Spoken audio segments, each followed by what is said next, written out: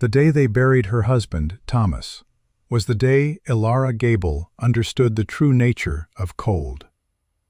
It was not the biting November wind that whipped across the bald hill of the Providence Gulch Cemetery.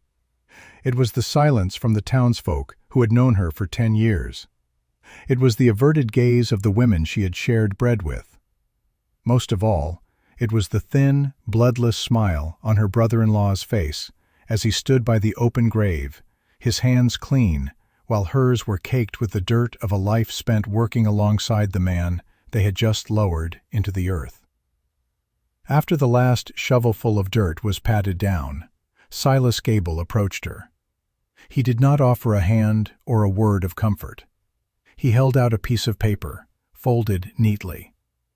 Her 2 sons, Jacob, aged 8, and Caleb, who was barely 6, huddled against her legs, their small bodies trembling.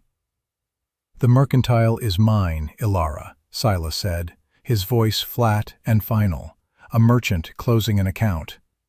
"The house is tied to it. The law is clear. Thomas left debts. I am clearing them. This is what is left for you." She took the paper. It was a deed, a worthless scrap for a plot of land 2 miles north of town, a place everyone called the North Scratch. It was a steep, rocky hillside where nothing grew but stubborn pines and shadows. It was land Thomas had won in a card game and had always called his greatest folly. "There is no house," she stated. It was not a question. "There is land," Silas corrected. "What you do with it is your concern. You have until sundown tomorrow to be out of the house. I'll not have my brother's widow and his boys living on charity." The word charity was a stone he threw at her. The injustice was a physical thing, a knot of ice in her chest. She had helped build that mercantile.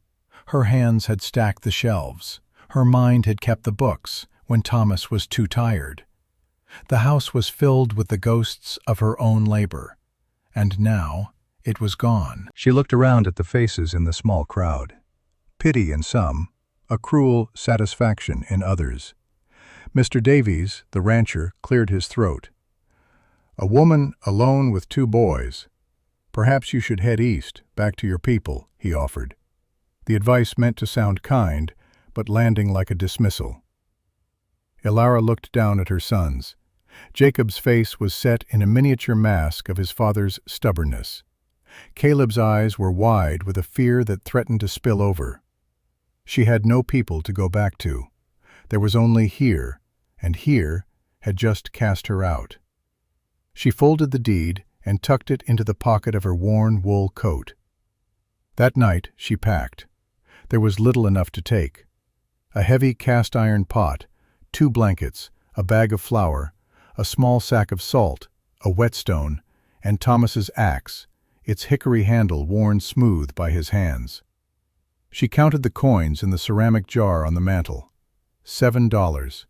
Not enough for a ticket east, not enough for anything but a slow starvation. The next morning, as the sun broke weakly over the mountains, she walked into the mercantile for the last time. Silas was behind the counter, already rearranging things. He watched her with narrowed eyes. She placed her $7 on the polished wood. "I need a good shovel," she said, her voice quiet but steady, "and a pickaxe, and whatever nails and rope this will buy." Silas's thin smile returned. He looked at her as if she were a fool, a child playing at being a grown-up.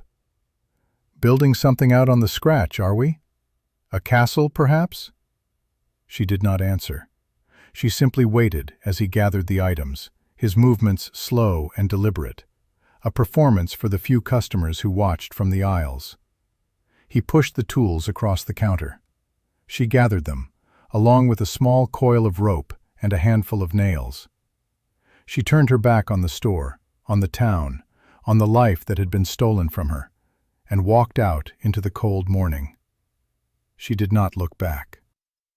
She put Caleb on her hip, took Jacob's hand, and began the long walk north. The journey to the North Scratch was a punishment. The path dissolved from a wagon-rutted track into a faint animal trail that climbed relentlessly. Every step was a battle against loose rock and thorny brush.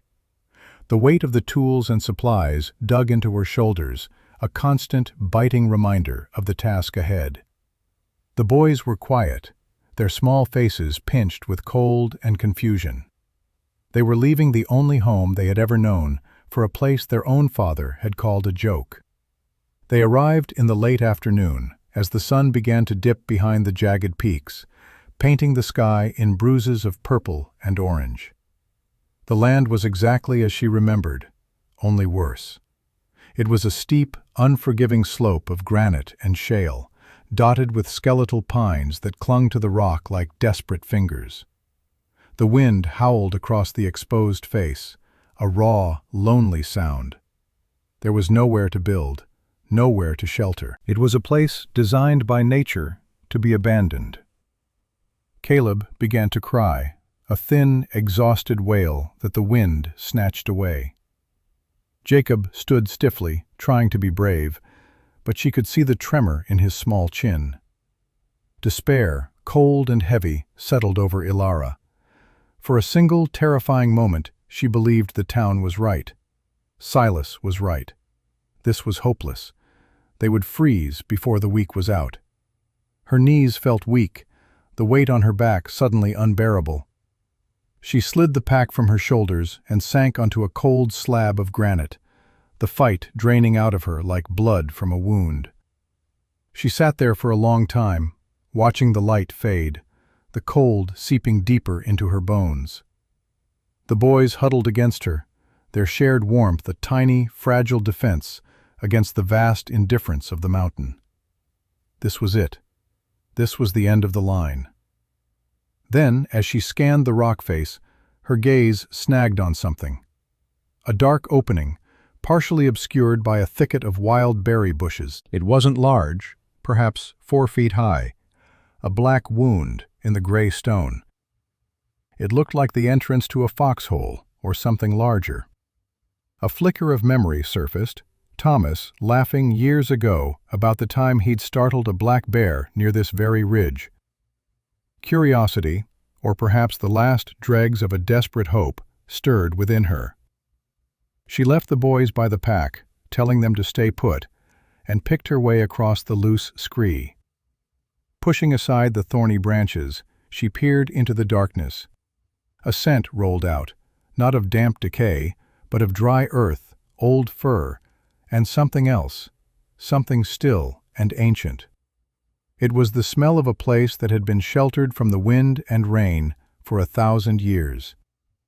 She knelt, her heart pounding a slow, heavy rhythm. The air coming from the opening was still, utterly still. Outside, the wind screamed. But here, just inches inside the rock, there was calm. It wasn't warm, not yet, but it was not the biting, soul-stealing cold of the exposed hillside. It was the deep, neutral temperature of the earth itself. She lit one of the few matches she had. The flame barely flickered. The opening led into a small cavern, the floor packed earth and dry leaves, the ceiling a solid vault of granite. It was a bear den, long abandoned by the looks of it. She felt the stone walls. They were cold, but it was a dry, solid cold. This stone, she realized, held the memory of summer's heat deep within it, just as it would hold the memory of a fire. It was a thermal mass, a battery of stone. The town saw a worthless pile of rock. She saw 3 walls and a roof, already built by the mountain itself. Despair did not vanish, but it receded, pushed back by a grim, fierce resolve. This was not a grave. It was a beginning. The first week was brutal. The work was a raw, physical assault on her body. She used the pickaxe to break apart the rock at the entrance, widening the opening until she could stand upright. Each swing sent a jarring shock up her arms. The shovel scraped against stone, its metal cry the only sound besides the wind and the worried chatter of her sons. She worked from the first light of dawn until her muscles screamed and her hands were a mass of raw, broken blisters. She taught Jacob how to use the small hatchet from Thomas's pack, showing him how to limb the deadfall pine branches they gathered. Caleb's job was to collect twigs and pine cones for kindling. They worked together, a small, desperate crew against the wilderness. At night, they huddled just inside the den's entrance, wrapped in their 2 blankets, a small fire crackling just outside, its heat mostly stolen by the wind. It was a miserable, shivering existence, but they were alive. Once the entrance was widened, she began to clear the interior. The den was larger than she had first thought, branching into a second, deeper chamber. It was a space born from a fissure in the mountain's heart. She hauled out buckets of old leaves, dirt, and animal bones until the floor was bare, packed earth. The labor was relentless, a cycle of digging, hauling, and dumping that left her so exhausted she would fall into a stupor-like sleep the moment she lay down. Her first true victory was the shelter's face. She needed to close the opening, to build a 4th wall against the wind. Using Thomas's axe, she felled 4 small pines, the effort costing her nearly a full day for each one. Her body, unused to such labor, ached with a fire that never seemed to cool. She learned to read the grain of the wood, to aim her blows with a desperate efficiency. She notched the logs and wrestled them into place, creating a crude but solid frame around the entrance. She needed mortar, and the rocky soil offered none. She remembered her grandfather, a stonemason, talking about finding clay near water sources. She followed a thin trickle of runoff down the slope until she found a deposit of thick, gray clay. For days, she and the boys hauled it back up the hill in their iron pot, trip after agonizing trip. She mixed it with water and dried grasses, her hands plunging into the cold, sticky mass, creating a primitive but effective chinking that she packed between the logs and the surrounding rock. It was ugly, but it was airtight. The door was her masterpiece of desperation. She split a larger log into rough planks, her axe serving as a crude froe. She lashed them together with the rope she had bought, creating a heavy, solid barrier that she hung on leather hinges scavenged from her own worn boots. The day she pulled that door shut for the first time, the roar of the wind was instantly cut to a distant, muffled whisper. Inside, there was only the sound of their own breathing. Jacob looked at her, his eyes wide with awe. "You did it, Mama," he whispered. In that moment, the pain in her hands and the fire in her back faded to a dull throb of pride. The next problem was heat. A fire inside would fill the cave with smoke, a deadly trap. She spent a day examining every inch of the interior rock, holding a candle flame to the ceiling, searching for any hint of a draft. In the back of the second, deeper chamber, she found it. A thin, almost imperceptible tremor in the flame. A tiny fissure, no wider than her hand, snaked up into the darkness. She built a small, smoky fire of green pine boughs directly beneath it. The smoke hesitated, eddied, and then, as if drawn by a thirsty breath, it pulled upwards and vanished into the crack. It was a natural chimney, a flue carved by time and geology. She built her hearth there, a careful ring of flat stones. When she lit the first proper fire, the dry wood catching with a hungry roar, a wave of warmth began to push back against the deep chill of the rock. It was a slow process. The granite drank the heat greedily at first, but after a day of continuous fire, a change occurred. The stone walls themselves began to radiate a gentle, constant warmth. The shelter was no longer just a barrier against the cold. It was becoming a source of heat itself. But their flour was running low, and they needed more than shelter to survive the winter. They needed food that could last. They needed livestock. And for that, she had to go back to Providence Gulch. She left Jacob in charge, armed with his father's axe and a stern set of instructions. Keep the fire going. Do not open the door for anyone. She took the last of her money and walked the 2 miles back to town. Walking into Gable's Mercantile was like stepping into a past life. The familiar smell of coffee, leather, and dried apples filled the air. Silas was there, polishing the counter. He saw her, and his face tightened. "Come for a handout, Elara?" he asked, his voice loud enough for the other customers to hear. "I've come to buy," she said, placing her few remaining coins on the counter. "I need 2 laying hens, a sack of feed, and a young goat, if you have one to sell." A silence fell over the store. Mr. Davies, the rancher, let out a short, disbelieving laugh. "A goat? For the North Scratch? What's it to eat? Rocks?" Silas leaned forward. "You can't be serious. You're living in a hole in the ground, Elara. People are calling you the cave widow.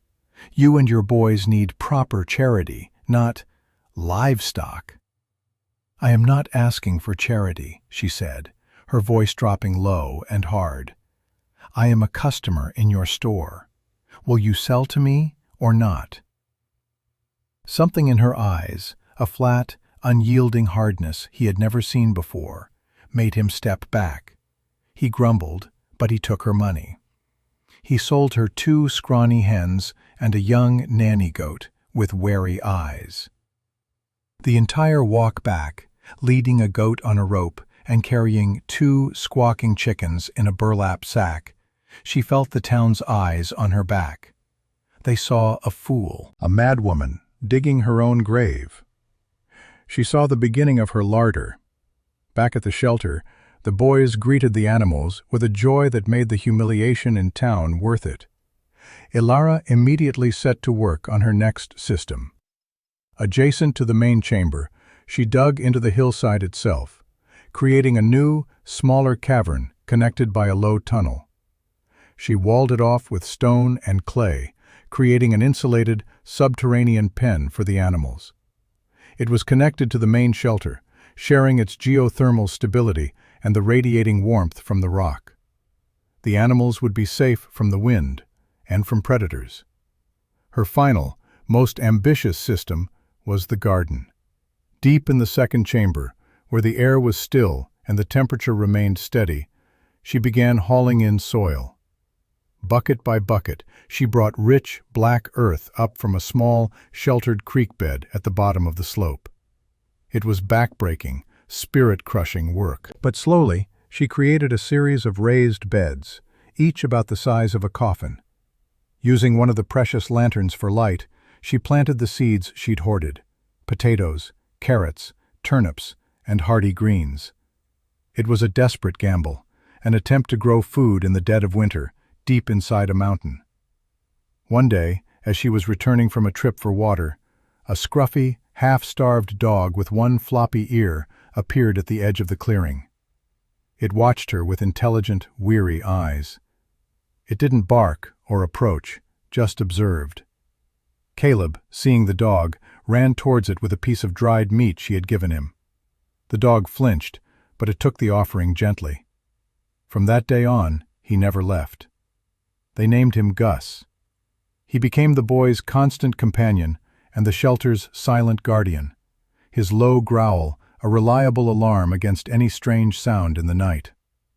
As the first snows began to fall, a routine settled over their lives. Mornings were for chores: stoking the fire, milking the goat, collecting the precious daily egg from one of the hens, watering the small pale green shoots in their subterranean garden. Afternoons were for improvements: reinforcing the door, carving shelves into the packed earth walls, gathering firewood. Evenings were for the boys. She taught them their letters, scratching figures in the dirt floor with a stick. She told them stories of their father, not of his debts or his follies, but of his strength and his laugh. Their world shrank to the size of their shelter. It was a world of stone and firelight, the smell of wood smoke and damp earth, the quiet sounds of the goat chewing its cud, and Gus sighing in his sleep. Outside, the world was turning white and hostile. Inside, they were warm. They were fed. They were safe. Silas made one visit in early December. He rode up on his fine horse, his face a mask of condescending pity. He stopped a good distance from the shelter, as if afraid to get too close. He saw the smoke curling faintly from the hidden fissure high up on the rock face, the solid-looking door, the tracks of the boys and the dog in the snow. "Elara," he called out, "this foolishness has gone on long enough. The church has a room for you. Come back to town before you kill those boys." She opened the door and stood in the entrance, the warm air from the cave billowing out around her like a ghost. She did not look cold. She did not look desperate. She simply looked at him. "We are fine, Silas," she said. "Fine? You are living in a bear den. It is a disgrace to the Gable name," he spat. "Gable's folly, that's what Thomas called this land. Now it is the widow's folly." She said nothing. She simply closed the solid door, shutting out his anger and the cold. He shouted her name one more time, then turned his horse and rode away. The nickname stuck. In town, she was no longer the cave widow. She and the boys were now known as the inhabitants of Gable's Folly. The name was a weapon meant to mock and to shame. Life continued in their quiet rhythm. They were tested. One night, a pack of wolves, drawn by the scent of the goat, circled the shelter. Gus stood at the door, a low, rumbling growl in his chest, the hair on his back raised. The boys huddled by the fire, their eyes wide. But the wolves could find no purchase. The stone was impenetrable, the door too solid. They clawed and snarled at the logs for an hour, their frustration echoing in the small cave, then moved on in search of easier prey. The systems had held. Elara felt a deep, fierce satisfaction. She was not just surviving, she was prevailing. The deep winter arrived in the second week of January, 1883. It did not come gently. It came like a hammer blow from the north, a blizzard that the old-timers would later call the White Hurricane. It was not just snow. It was a physical force, a screaming wall of wind and ice that descended upon Providence Gulch and the surrounding mountains. The storm announced itself with a low moan that grew steadily into a high-pitched, unholy shriek. The wind clawed at their shelter, but the mountain did not yield. The stone absorbed the onslaught, its immense mass rendering the hurricane's fury into a distant, muffled roar. Inside, the fire in the hearth burned with a steady, unwavering flame. The air was warm and still. Elara checked on the animals in their adjoining pen. The goat and chickens were calm, insulated from the violent chaos raging just a few feet away. She looked at the small green shoots in her hidden garden, thriving in the lantern light, a defiant patch of summer in the heart of a frozen mountain. She ladled thick turnip stew into bowls for the boys, who sat by the fire with Gus, listening to the storm as if it were a story being told about a faraway land. They were not fighting the storm. They were simply outside of its reach. She was not the sovereign of a grand kingdom, but she was the absolute master of this small, warm, life-filled cave. She had built a world that worked. For 2 days, the storm raged without pause. The world outside their door was an abstract horror, a churning whiteness with no sky, no ground, no horizon. On the 3rd day, the wind lessened its scream, though the snow continued to fall, thick and heavy, burying the world in a profound silence.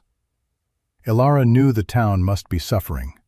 Their homes were wood and nails, built to stand against summer sun and ordinary winters, not against a force of nature like this. Their confidence was in their community, in their numbers, in the walls they had built together. She wondered how those walls were holding. In Providence Gulch, The white hurricane was an apocalypse. The wind peeled roofs from houses like lids from a tin. Snow piled in drifts that buried doors and windows, trapping families inside.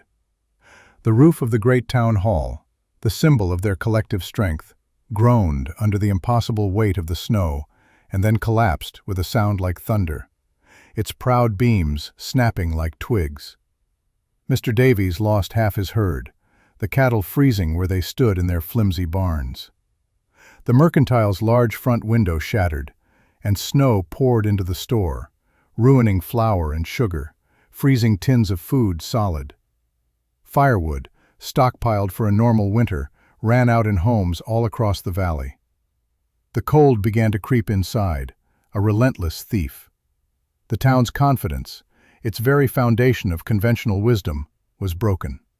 They were isolated, freezing, and afraid.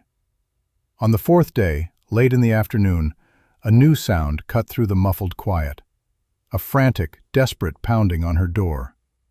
Gus shot to his feet, a deep growl erupting from his chest. Jacob and Caleb scrambled behind her. Elara grabbed the heavy iron poker from the hearth and moved cautiously to the door. "Who's there?" she called out, her voice sharp. A woman's voice, broken by sobs and chattering teeth, answered. "Elara, please, it's Clara. Let me in." Clara, Silas's wife. Elara's hand froze on the heavy wooden bar that secured the door. A bitter memory surfaced. Clara, standing beside her husband in the mercantile, a smirk on her face as the townspeople whispered about the cave widow. She remembered the humiliation, the cold dismissal.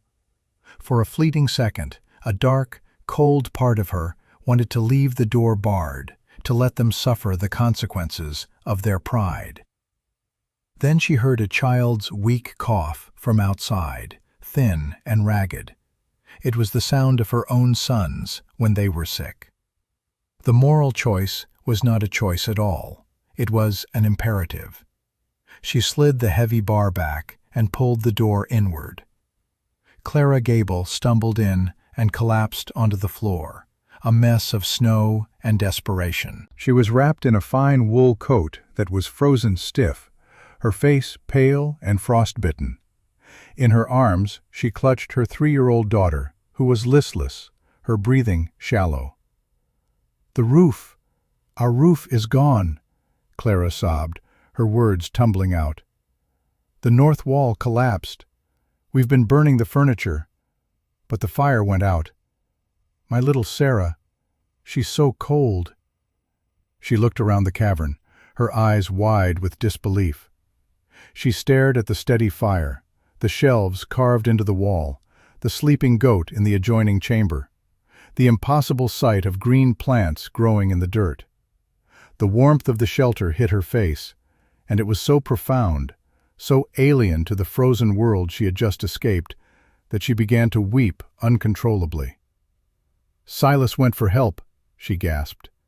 "He went to the Davies ranch hours ago. He hasn't come back." Elara said nothing of the past. She said nothing of mockery or injustice. She knelt and gently took the child from Clara's arms. The little girl's skin was like ice. "Jacob," Elara said, her voice calm and commanding. "Bring the warmest blankets. Caleb, put more water on to boil." She stripped the frozen clothes from the child and wrapped her in the thick wool blankets that had been warming by the hearth. She pressed a cup of warm goat's milk to the little girl's lips. She gave Clara a bowl of hot stew, which the woman devoured like a starving animal, her eyes never leaving the scene of impossible warmth and order around her. The rescue was not a question. It was the next chore on the list. Elara banked the fire, checked on her own sons, and began to prepare. She wrapped her feet in burlap sacks over her boots for insulation. She filled a flask with hot broth. She looked at Gus, who was watching her, his intelligent eyes understanding. "We have to find him, Gus," she said softly. Clara grabbed her arm, her eyes wild with terror. "You can't go out in that. It will kill you." "It will kill your husband," "If I don't," Ilara replied simply. She opened the door. The cold was a physical blow. The world was a labyrinth of white drifts, some as tall as a man. She took a deep breath, leaned into the wind, and with Gus breaking the trail ahead of her, she stepped out into the storm. The journey was a waking nightmare. The snow was waist-deep in places, a thick, heavy powder that fought her every step.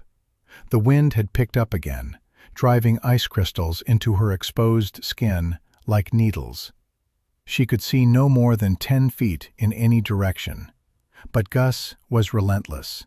Head down, he plowed forward, guided by a scent or an instinct she could not comprehend. He led her not toward the Davies ranch, but on a path that angled away from it, toward a stand of aspens. They found Silas Gable there. He was at the base of a large tree, half buried in a drift, no longer moving. His horse was gone. He had been trying to get back to his own home, had gotten lost in the whiteout, and had finally collapsed from exhaustion and cold. He was barely conscious, his words a faint, frozen mumble. Getting him back was the hardest thing Ilara had ever done. He was a dead weight, his body already succumbing to the deep cold. She heaved and pulled, dragging him through the snow, her lungs burning, her muscles screaming in protest. Gus helped, grabbing Silas's coat in his teeth and pulling, whining with the effort. It was a slow, brutal crawl back toward the hillside.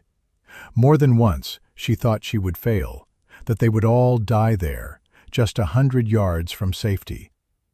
But the image of her sons, warm and safe by the fire, pushed her forward. When they finally stumbled through the door, she and Silas collapsed together on the floor. Jacob and Caleb rushed to help, their small faces etched with worry. Clara screamed when she saw her husband, his face gray, his lips blue. They stripped his frozen clothes off and wrapped him in every blanket they had, placing him as close to the fire as they dared. Ilara forced the hot broth between his lips. For an hour he lay there, shivering violently, his body fighting its way back to life. When Silas finally opened his eyes and could speak, the first thing he saw clearly was his wife, safe, and his daughter, sleeping soundly, with a healthy pink blush returning to her cheeks. Then his gaze traveled around the shelter. He saw the stacked firewood, dry and plentiful. He saw the chickens roosting peacefully. He saw the hand-carved shelves holding jars of preserved berries and roots. He saw the impossible green garden thriving in the lantern light. He saw Ilara's 2 sons watching him with quiet, serious eyes. He saw a world built not of folly, but of foresight, labor, and a wisdom he could not comprehend. He looked at Ilara, who was tending the fire, her face streaked with soot and sweat, her expression calm. The full weight of his arrogance, of his cruelty, crashed down upon him. He had left this woman and her children for dead on a worthless piece of rock, and she had just walked into the mouth of a frozen hell to save his life. Tears welled in his eyes, freezing on his raw cheeks. His voice was a hoarse crackle. "I called it Gable's folly," he whispered, his words addressed to the entire warm, life-filled room. "My God, Ilara, we were the fools." Ilara looked up from the fire. She did not smile in triumph. She did not offer words of forgiveness or condemnation. Her face was unreadable, her strength a quiet, solid thing, as immovable as the mountain around them. "There is soup," she said. "Eat. You need your strength." Her grace was more humbling than any rebuke. In that moment, Silas Gable understood that she had built more than a shelter. She had forged a new kind of strength, one that had nothing to do with money or status, and everything to do with the unyielding will to endure. When the white hurricane finally broke, the world that emerged was shattered. Providence Gulch was a ruin. For days, Ilara's shelter became a refuge. She sent Silas, now humbled and deferential, with a sled loaded with firewood and potatoes down to the town. He returned with Mr. Davies and 2 other men. They stared in stunned silence at what she had built.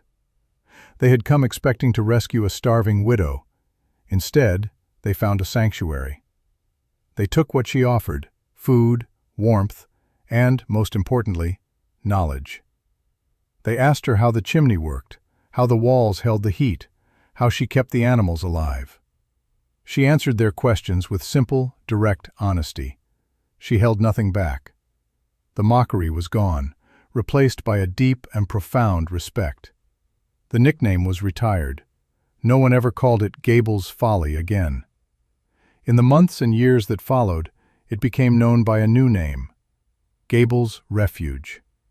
The town of Providence Gulch rebuilt, but it rebuilt differently. New barns were dug into hillsides, their north walls made of stone and earth. Root cellars were deepened and expanded, no longer just for storage, but as emergency shelters. The people had learned a hard lesson from the storm, but the true teacher was the quiet, resilient woman on the North Scratch.